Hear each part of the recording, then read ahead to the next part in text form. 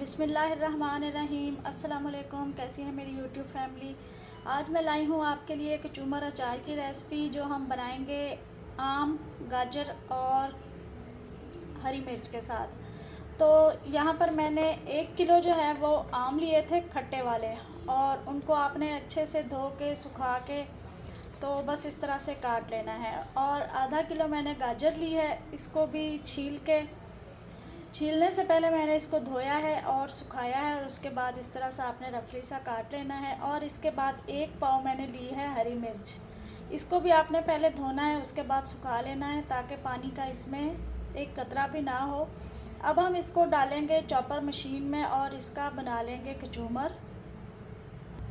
मेरे पास ये वाली मशीन है कीमा बनाने वाली, तो मैं इसी में डालूँगी तो इसका बहुत अच्छा सा कचूमर बन जाएगा।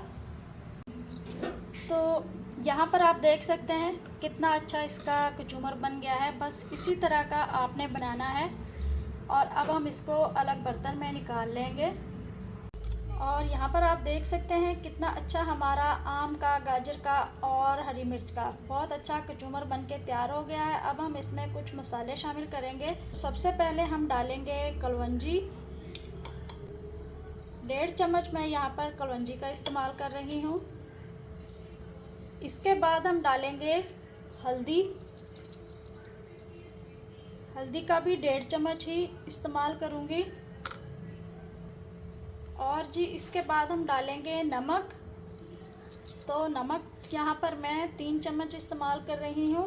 आप अपने जायके से कम या ज़्यादा भी कर सकते हैं।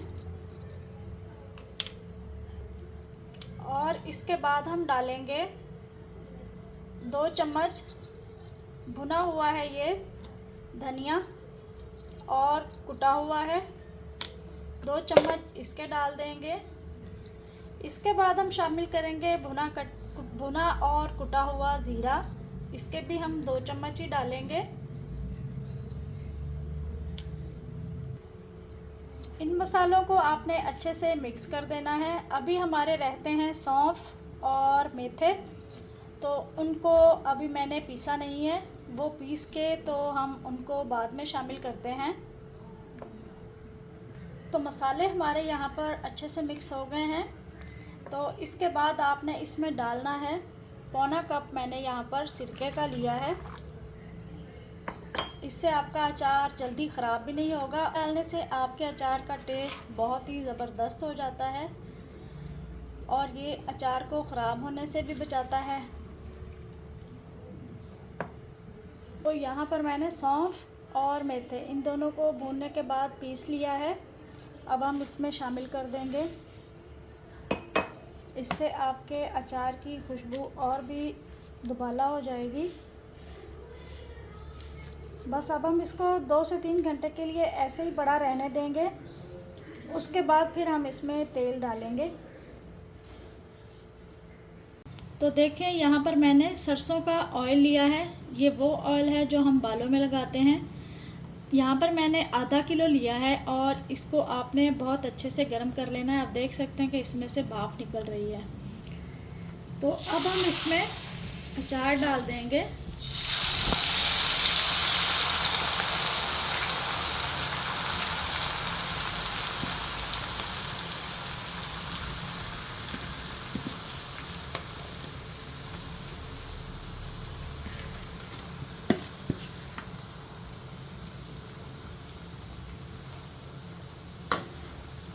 तो बस यहाँ पर हमारा अचार जो है वो तैयार है। बस अब आप इसको एंजॉय करें। इसकी खुशबू पूरे घर में फैली हुई है। तो आप भी इस अचार को ज़रूर ट्राई कीजिएगा। ये 1 साल तक ख़राब नहीं होगा। आप इसको आराम से इस्तेमाल कर सकते हैं। आम का मौसम है तो अचार ज़रूर बना के रखें।